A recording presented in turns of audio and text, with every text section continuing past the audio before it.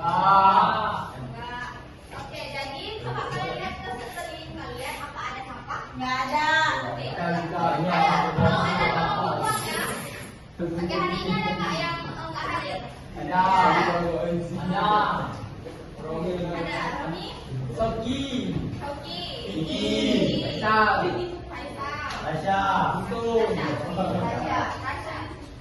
Oke, jadi kan sebelum kita mulai pembelajaran, jadi ibu mau salah satu dari kalian memimpin doa. Saya tolong pimpin doanya. Romi. Bismillah.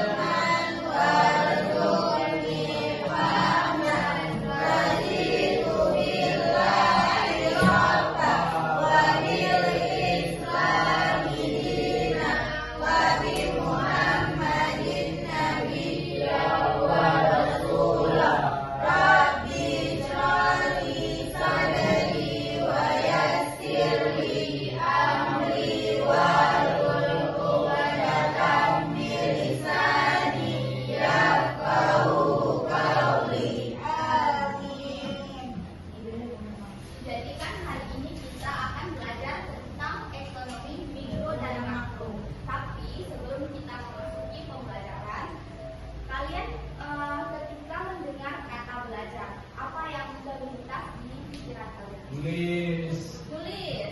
Oleh apa? Buat kelompok. Berpikir. Kreatif. Kayak apa?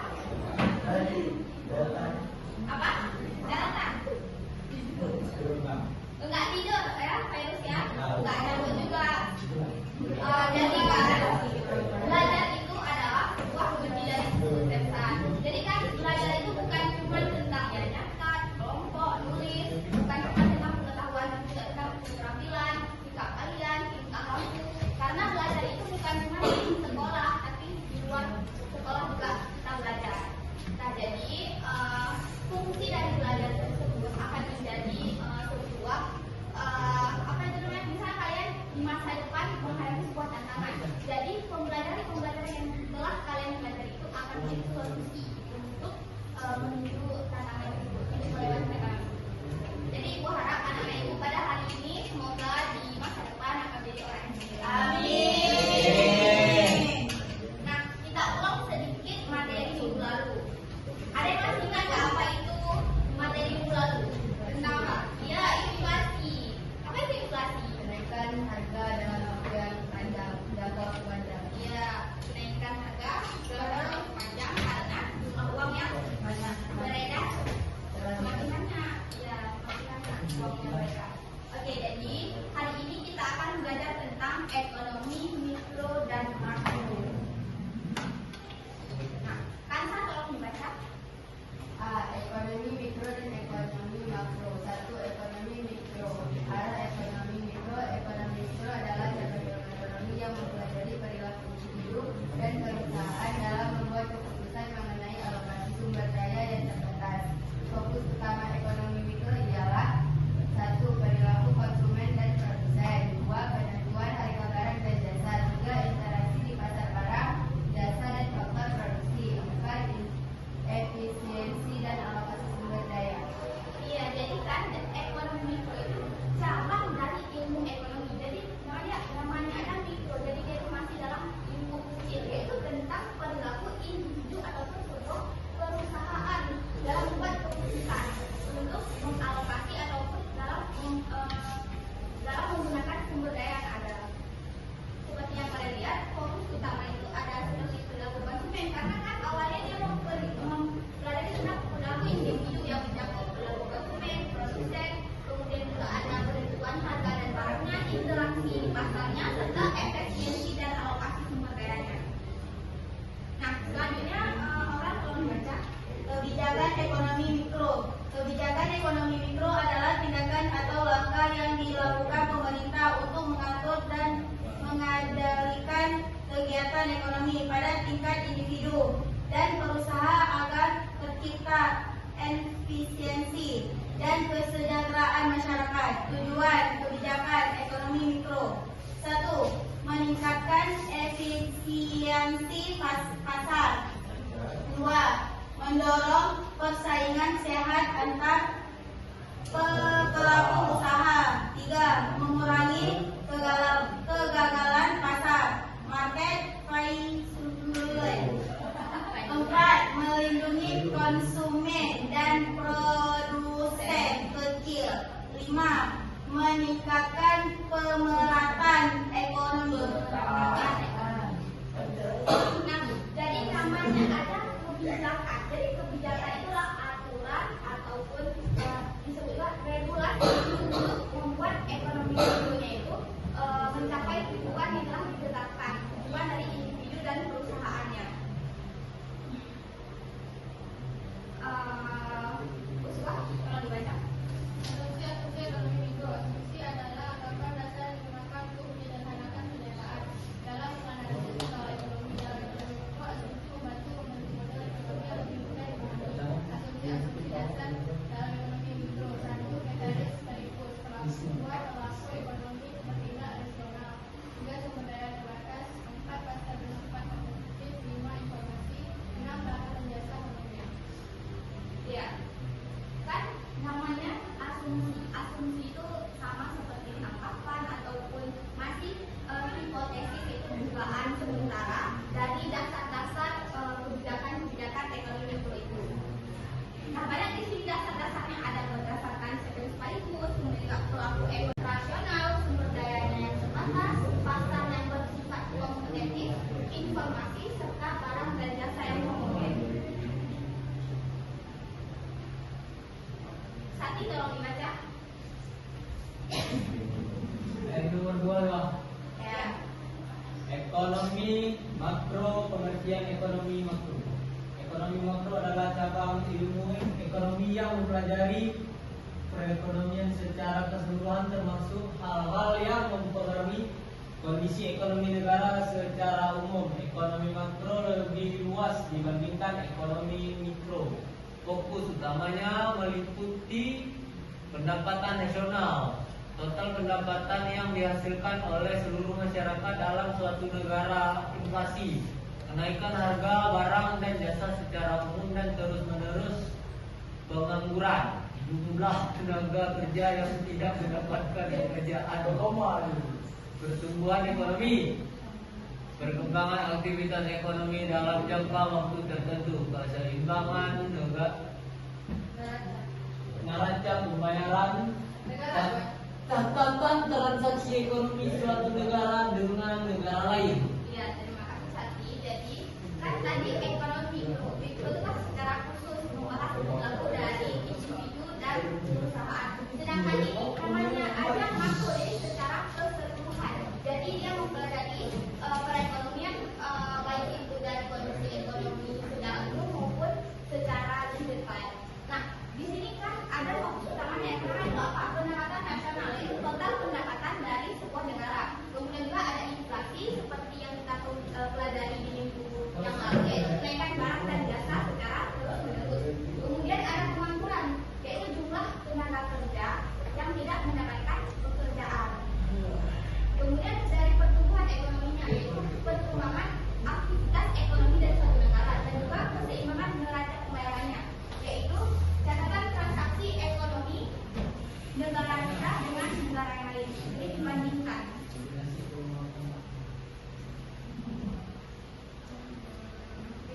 Pak Irus, tolong dibaca. Indikator prestasi kegiatan ekonomi makro. Indikator ekonomi makro adalah alat ukur yang digunakan untuk melihat kondisi dan kinerja perekonomian suatu negara. Dari indikator ini, kita bisa mengetahui apakah ekonomi sedang membaik atau memburuk. Indikator prestasi kegiatan ekonomi makro. 1. Produk domestik bruto (PDB) atau GDP. 2. Pendapatan nasional. 3. Inflasi. 4. Tingkat pengangguran. 5. Neraca pembayaran. 6. Kurs mata uang. Iya, jadi indikator dari prestasi kegiatan ekonomi itulah merupakan suatu alat ukur untuk melihat kondisi dan kinerja dari perekonomian suatu negara.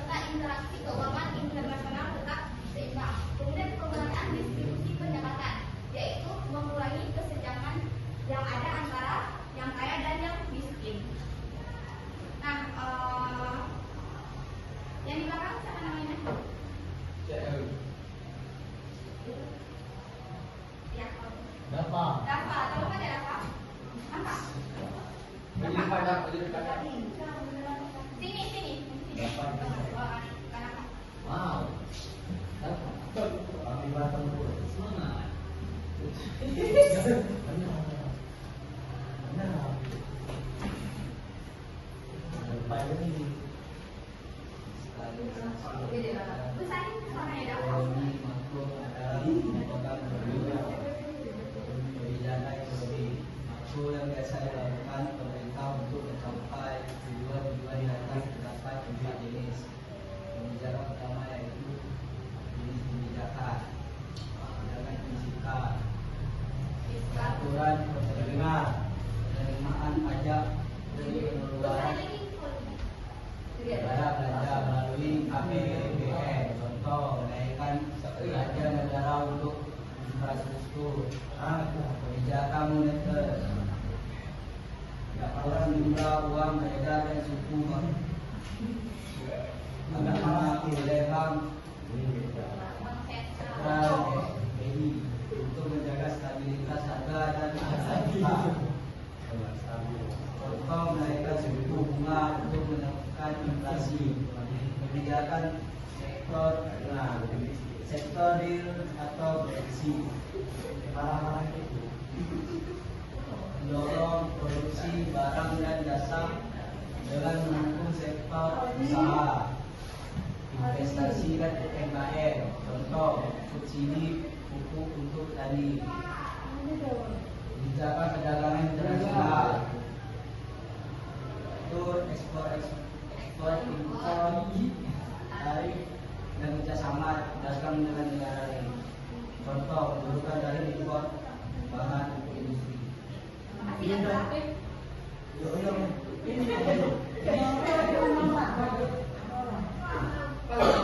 Jadi kan kristalisasi itu mengelompokkan tadi kita membahas tujuannya. Tujuannya itu kan ada 5. Jadi untuk mencapai tujuan ini maka dikelompokkan kebijakan-kebijakan yang ada menjadi kebijakan fiskal, kebijakan moneter, kebijakan sektor real atau produksi, kemudian kebijakan perdagangan internasional. Seperti itu. Jadi dari penjelasan itu tadi apa ada bagian yang kurang saya mengerti? Ada. Mengerti semua? Insyaallah mengerti. Oke, kalau kalian ngerti, sekarang kita buat kelompok ya. Ini mau satu kelas ini ada 4 kelompok. Kelompok berapa anggota? Satu kelompok berapa anggota? Ya, isi sebentar ya.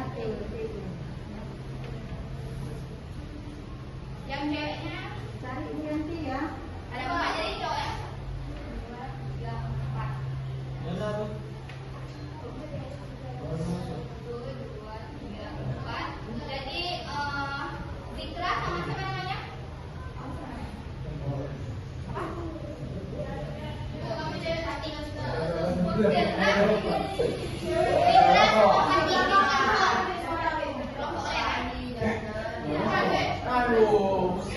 kelompok ya. Siapa? Enggak nih. Dia usah. Kita sama Fati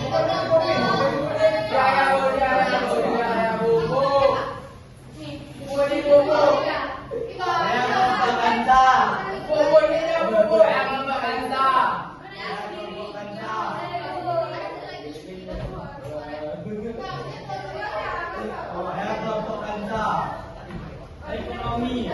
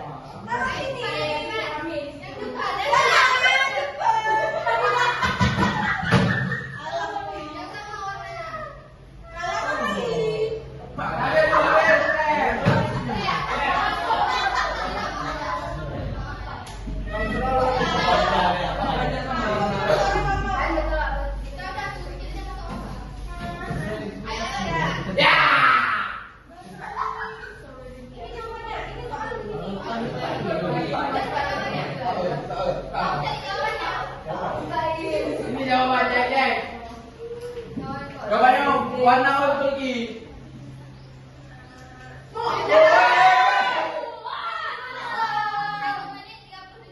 Yeay.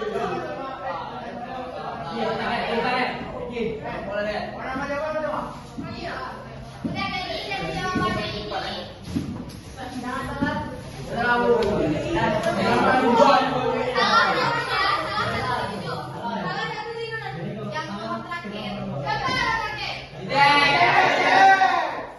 Kok warnanya kamu tahu warna apa?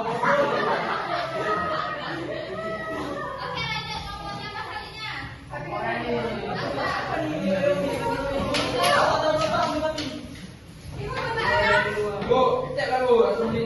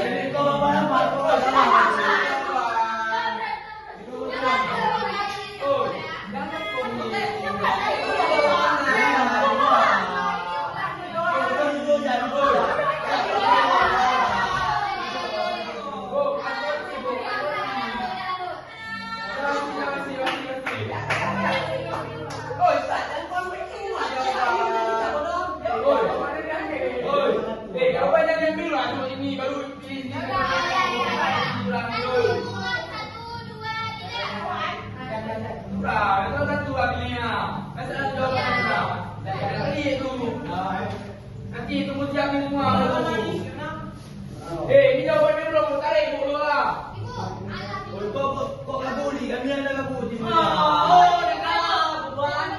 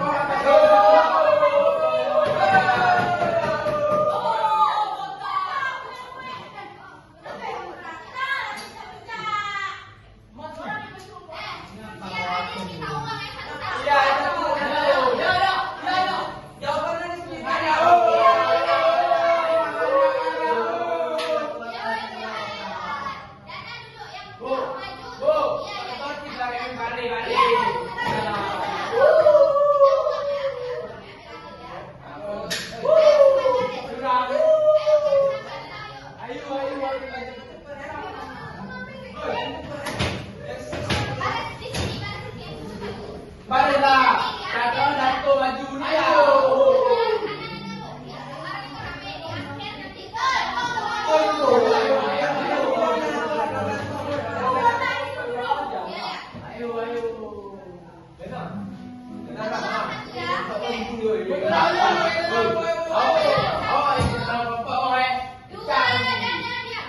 Tiga,